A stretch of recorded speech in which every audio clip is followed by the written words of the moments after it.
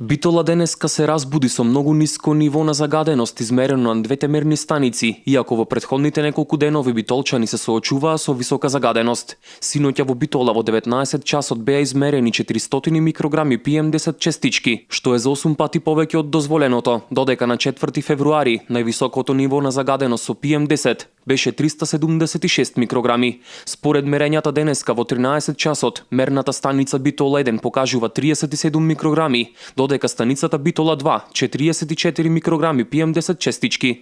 Дали оваа ниска концентрација на PM10 е само привремена или ќе се задржи па конечно битолчани ќе подишат чист воздух, останува да видиме во следните денови. Со оглед на тоа дека и покрај континуитетот на загаден воздух во изминатите 20 на дена, не беа преземени активности согласно препораките на Министерството за животна средина.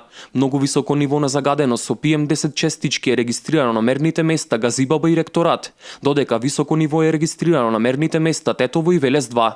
Според податоците на УХМР, и денеска скопјани дишат незагаден воздух. Концентрациите на PM2,5 честичките измерени предпладнево во 10 часот на мерната станица во Карпош изнесуваат околу 570 микрограми на кубен метар, што е 19 пати повеќе од максималната граница на прифатливата концентрација, а на PM10 честичките стигнува до 630 микрограми на кубен метар, што е за 12,5 пати повеќе од прифатливото, стои на веб страницата за загаденоста на воздухот, што изработи Министерството за животна средина и просторно планирање. Градоначалникот на град Скопје Коце Трајановски најави мерка бесплатен јавен превоз за сите граѓани во Скопје, се до моментот на намалување на загаденоста на воздухот. Трајановски апелираше сите скопски градоначалници да помогнат во финансиско субвенционирање на јавниот градски превоз. Сите граѓани веќе од утре бесплатно ќе можат да се возат и во автобусите на ЈСП и во приватните автобуси.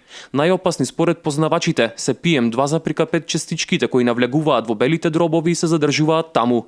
Според податоците од здравствените работници, на годишно ниво во земјава како последица од загаденоста на воздухот, умираат 1200 граѓани.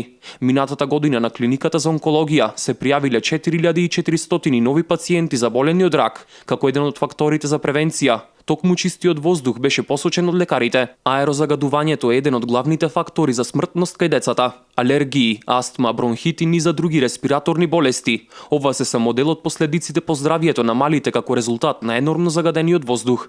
Периодов, велат лекарите, детските клиники се полни со пациенти. Освен потешкоти во дишењето, децата чувствуваат и главоболки како резултат на недостатокот од кислород. Министерството за животна средина деновиве препорача да се воведе сообраќаен режим пар-непар, а сите државни и јавни институции за 50% да го намалат користењето на службените возила, но ова остана само на хартија. Рекордните бројки за загадениот воздух денеска ги натераа граѓаните повторно да испратат апел до институциите со акција, преку која споделуваат фотографија, коментар, препорака или видео на социјалните мрежи со хаштагот Ден на воздухот.